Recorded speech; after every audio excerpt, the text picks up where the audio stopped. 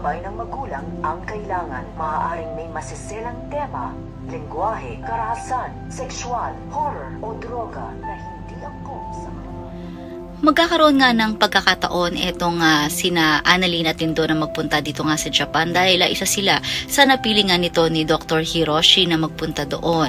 Ngunit itong si Doc Carlos ay mukhang hindi nga papayag at kay Lindon ay nagbigay na siya ng approval nga niya, subalit kay Annalyn ay mag-iisip pa daw siya dahil nga sa naisip niya na narito nga ang kanyang anak na si Zoe at maging itong si Moira na baka maging gulo lamang ang abutin nga nito at may stress lamang ang bawat isa.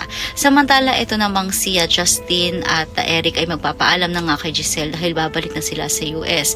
Pilit namang pinipigilan ito ni Giselle at sinabi ng kanyang anak na meron din siyang job interview sa US kung kaya't kinakailangan na niyang bumalik. Subalit o-offeran nga ito ni Giselle kung nais nga daw niya na sa Apex na lamang siya magtrabaho at maging si RJ ay naisa ng pabalikin si Annalyn dito nga sa Apex. Subalit papayag nga ba si Annalyn at handa nga ba siyang iwanan ang East Ridge para na lamang din dito sa Apex? Yan ang dapat nating abangan dito nga lang sa abot kamay na pangarap.